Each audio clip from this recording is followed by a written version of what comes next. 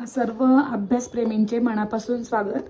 आज आपण इयत्ता 12वी विषय चिटणीसाची कार्यपद्धती, ज्याला आपण सेक्रेटरीयल प्रॅक्टिस असे म्हणतो, आणि प्रकरण 5चं नाव आहे ठेवी।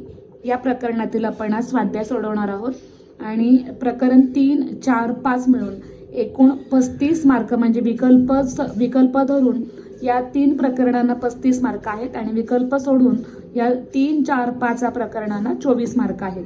तर असं आपलं प्रकरण 3, 4, 5 एकूण 35 मार्कांचं आपलं जे आपण आतापर्यंतचा अभ्यास केलेला आहे।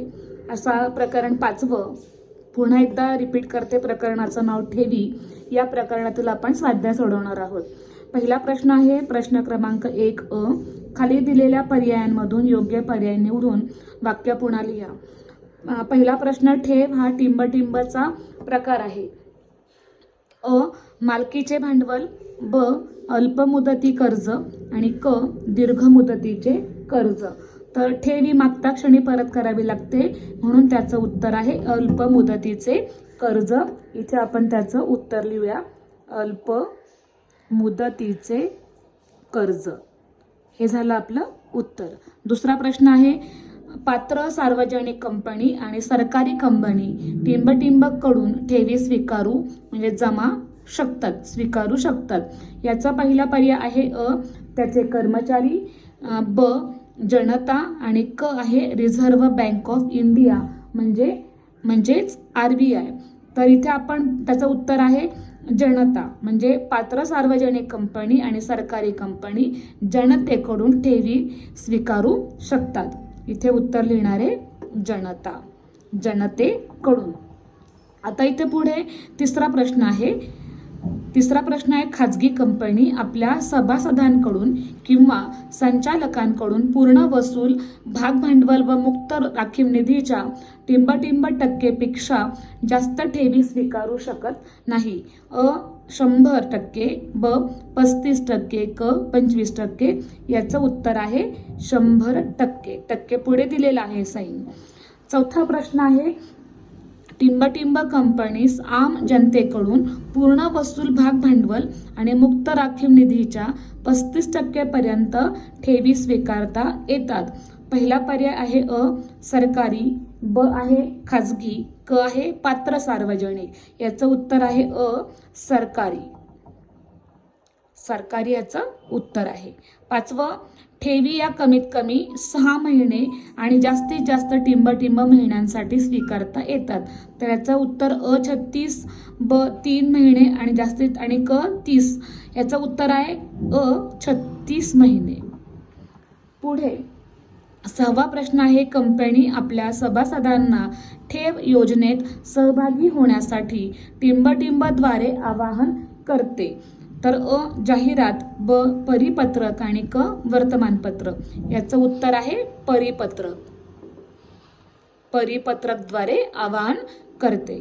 7वा प्रश्न आहे, कंपनी नोंदणी अधिकाऱ्याकडे परिपत्रक किंवा जाहिरातींची नोंदणी केल्यानंतर टिंबटिंब दिवसाच्या आत परिपत्रक किंवा जाहिरात प्रसिद्ध करावी लागते। आहे 30, ब आहे 21 आणि क आहे 7। याचं उत्तर आहे 30 दिवसांच्या आत परिपत्रक किंवा जाहिरात प्रसिद्ध करावी लागते।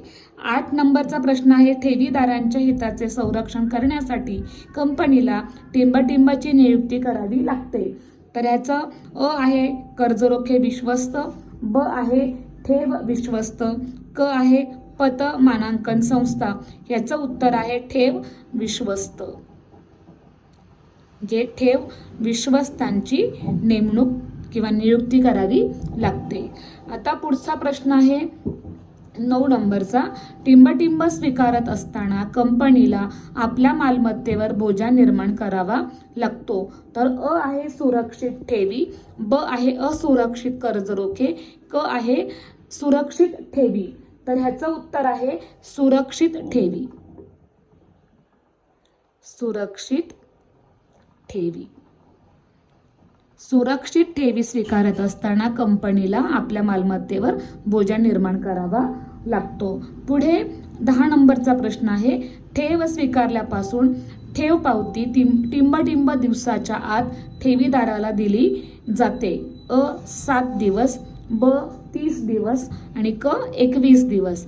तर ह्याचं उत्तर आहे क 21 दिवसांच्या आत ठेवीदाराला दिली जाते. 21 हे मराठीत काढते मी. 11 नंबरचा आहे मुदतीपूर्व ठेव रक्कम परत करावयाची असल्यास कंपनी टिंब टक्के व्याज कपात म्हणजे वजा करते. अ आहे 1%, ब आहे 18%, क आहे 20%. तर ह्याचं उत्तर आहे 1% व्याज कपात करते म्हणजे वजा करते.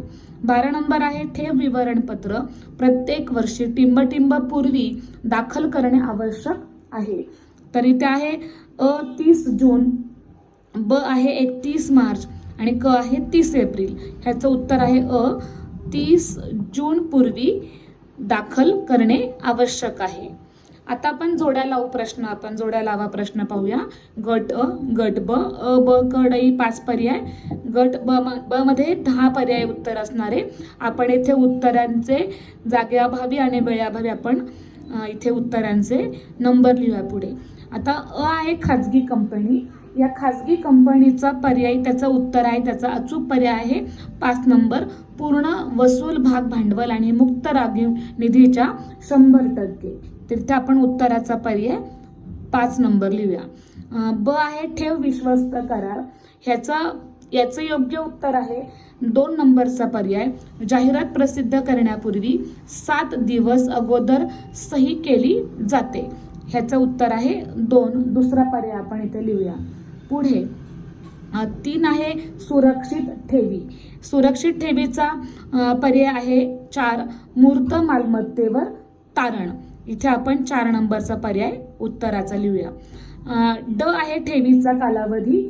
तर ठेवीचा कालावधीचा पर्याय आहे 8 जास्तीत जास्त 36 महिने. इथे आपण पर्याय लिहिलाय 8. आणि ई ठेव विवरणपत्र ह्याचा पर्याय उत्तर आहे 10 नंबर प्रत्येक वर्षी 30 जून किंवा त्या अगोदर दाखल करणे. इथे आहे 10 नंबर. आता उत्तर एकदा परत मी वाचते. खाजगी कंपनी म्हणजेच पूर्ण वसूल भाग भांडवल आणि मुक्त राखीव निधीच्या 100%. ठेव विश्वस्त करार म्हणजे जाहिरात प्रसिद्ध करण्यापूर्वी 7 दिवस अगोदर सही केली जाते. क सुरक्षित ठेवी 4 म्हणजे मूर्त मालमत्तेवर तारण.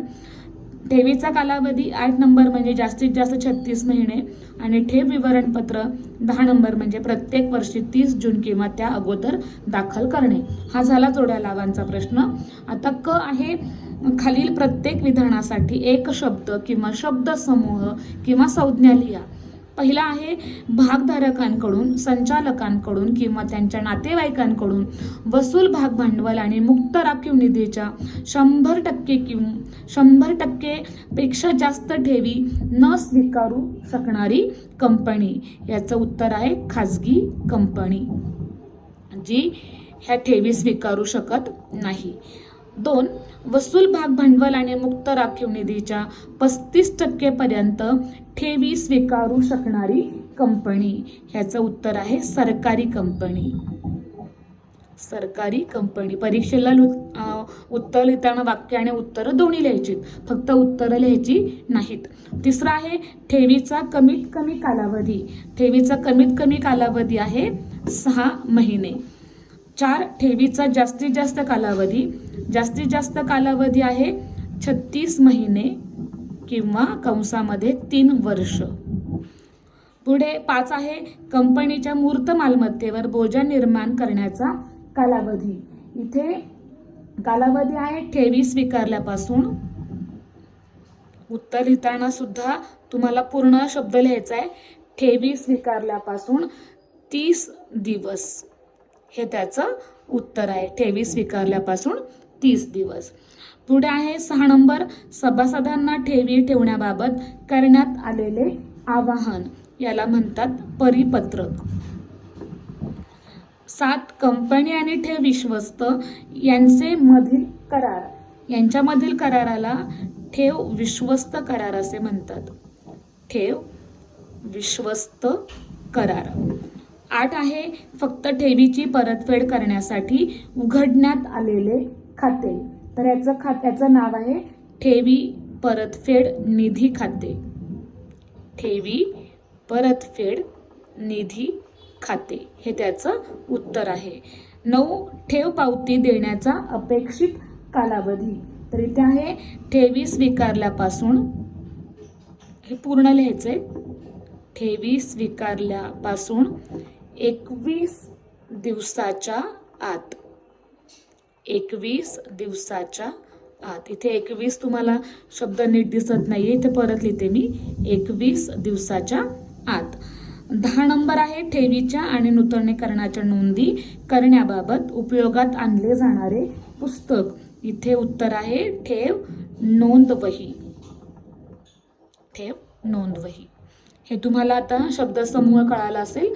आता आपण ड, खालील विधाने बरोबर किंवा चूक आहे ते लिहा. इथे आपल्याला बरोबर किंवा चूक हे शब्द लिहायचेत, त्याच्या टिक मार्क किंवा खुणा करायच्या नाहीत. पहिलं, ठेव विवरणपत्र दरवर्षी 31 मार्च पूर्वी सादर करणे आवश्यक आहे. ह्याचं उत्तर आपल्याला माहिती 31 जून आहे, त्यामुळे हे विधान कसं आहे, चूक आहे. पुढे, पात्र सार्वजनिक कंपनी सभासदांकडून ठेवी स्वीकारू शकते.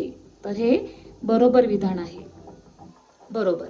3, सरकारी कंपनी सभासदांकडून ठेवी स्वीकारू शकते. तर ह्याचं उत्तर आहे चूक.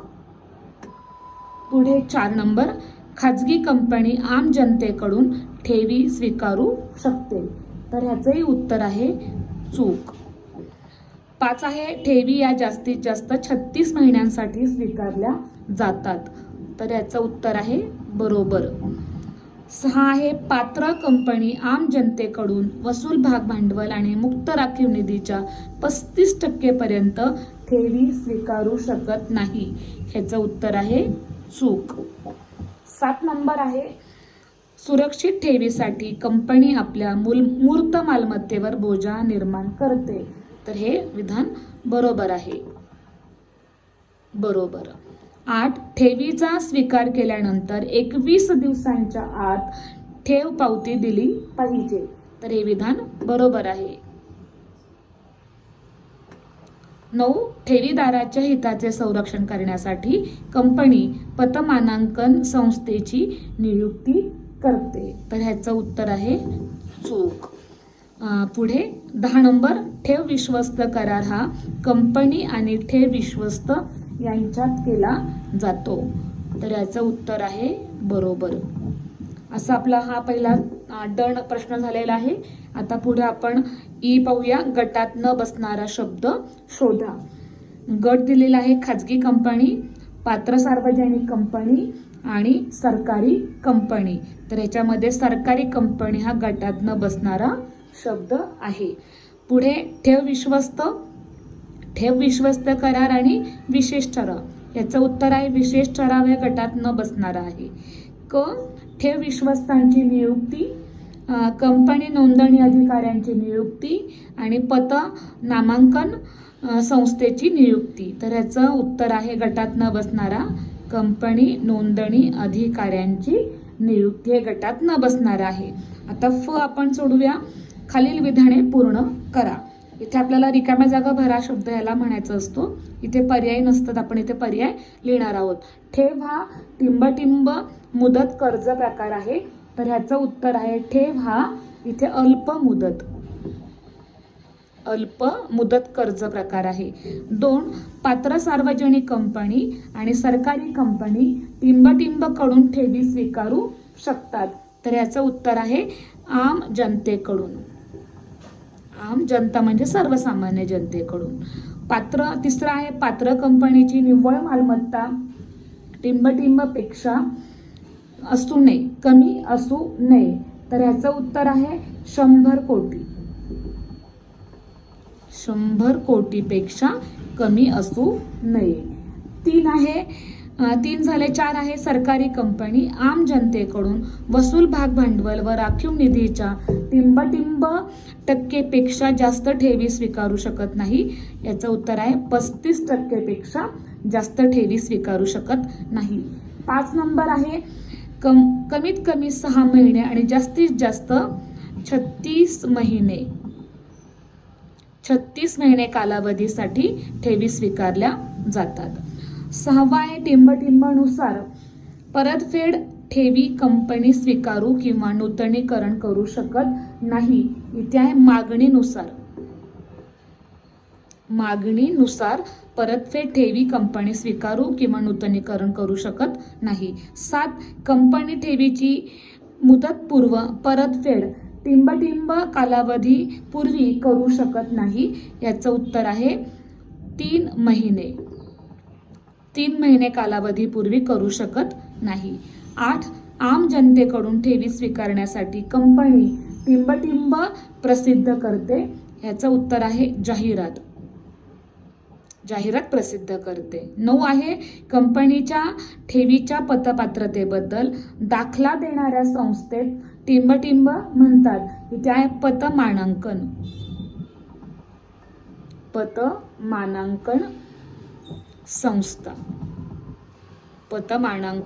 संस्था म्हणतात. आणि 10 ज्या खात्याचा उपयोग फक्त ठेवीची परतफेड करण्यासाठी केला जातो त्यास टिंबटिंब खाते असे म्हणतात. त्यास ठेव परतफेड निधी खाते. ठेव परतफेड निधी खाते शब्द आहे. ठेव परतफेड निधी खाते असे म्हणतात. आता आपण ग पाहूया. कंसातील अचूक पर्याय निवडा. आता कंसामध्ये पर्याय दिलेले आपल्याकडे आहेत. तो पर्याय आपल्याला योग्य त्या ठिकाणी पर्याय लिहायचा आहे. आता एक दिलेला आहे सरकारी ठेवी. तर सरकारी ठेवीचं उत्तर आहे आम जनतेकडून ठेवी. इथे आपण माहितीसाठी लिहूया. आम जनता म्हणजे सर्वसामान्य जनता. आम जनतेकडून ठेवी. आता ब सभासदांकडून ठेवी दिलेला आहे. तर इथं उत्तर आहे त्याचं खाजगी कंपनी.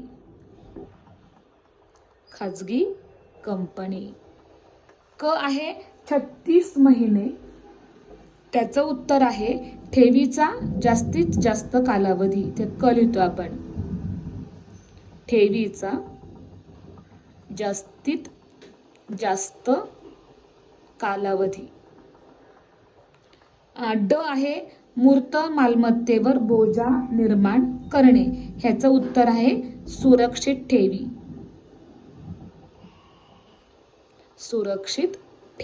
आणि शेवटी राहिले ते ठेव विवरणपत्र म्हणजे 31 जून किंवा त्याआधी दाखल करणे. 30 जून किंवा त्याआधी दाखल करणे. इथे आपण त्याचं उत्तर लिहूया ई. तुम्हाला हा प्रश्न आत्ता कळाला असेल. पुढच्या आपल्या नवीन व्हिडिओमध्ये आपण ते पुढे आपण घटना किंवा परिस्थितीनुसार आपले मत मांडा हा आपण प्रश्न सोडवणार आहेत. तर आज तुम्हाला हा प्रकरण 5चा अ ते ग पर्यंतचा तुम्हाला नक्कीच हा अभ्यास कळाला असेल. धन्यवाद.